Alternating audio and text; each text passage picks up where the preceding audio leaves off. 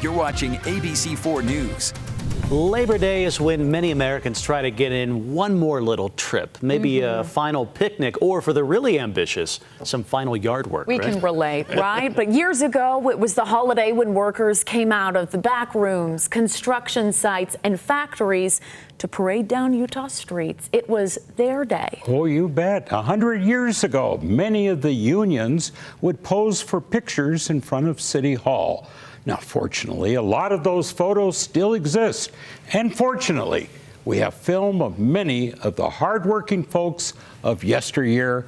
This is our Labor Day tribute.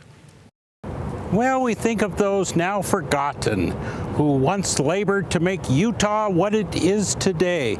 Many were in jobs that are now highly automated.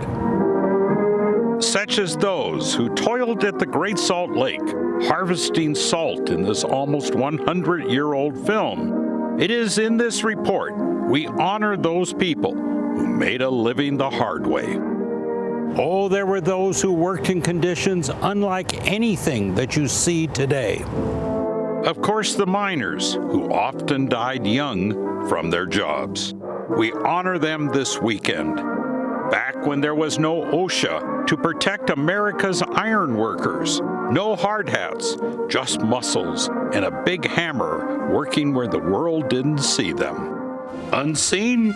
Well, except in the yearly Labor Day parade. And it was a grand success.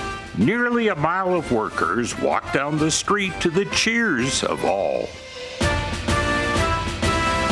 Utah Local 27 showed Salt Lake that they were the ones who built the bridges and the structures in 1903. The parade, it was a special time. You see, professions had uniforms back then, and Labor Day was the time to clean them up and press them. This was the Plasterers Union. And few professions had as fancy of a uniform as did those who worked the streetcars when they were housed in Trolley Square. The carmen had brass buttons, wool coats, and distinctive hats. They thrilled the crowds as they proudly took their part in early Labor Day parades.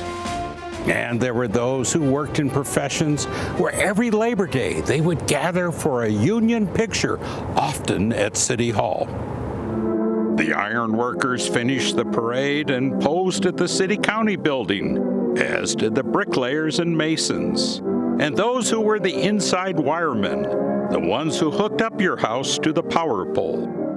And may we remember those who were in forgotten professions, often youngsters, many orphans who would just try to scrape together a living. I am almost haunted by the faces of the kids of the street, who were those known as boot blacks. They would re-black everyone's boots. They posed at the city-county building with their mascot, Troubles the dog, on Labor Day in 1907. Latest football scores, morning paper. Oh, and remember the cry of the newspaper boy, shouting out each headline. Apparently, they shouted out more than the news.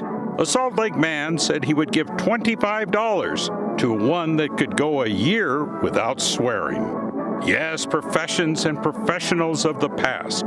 Linotype operators making lead sheets to print paper at the long-gone Helper Utah Journal. Or those gas attendants who rushed to your car and filled it up with 18-cent high-test gas. And on Labor Day, let's think about one of the nation's largest and most famous unions, the garment workers, and the Utah Local. They were still going strong late into the 1940s. Oh, I suppose like many unions, it's lost a bit of its clout today.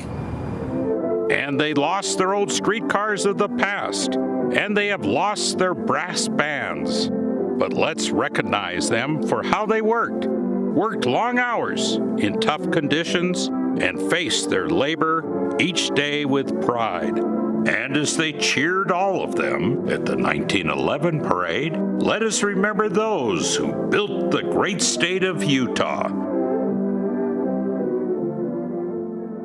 Hear, hear. Yeah. You know, we just forget all those jobs and how hard people worked, and that one day they got to celebrate. The one day, I know, and I'm so glad you put that together, that list of jobs for us all to remember. Wow. That was great. Bring back the newspaper boys, I say. I know. Oh, yes. A little entertainment, yeah. Watch your language. Yes. Watch your language. Very good. Right, thank you. Cedric, let us remember the meteorologists today, right?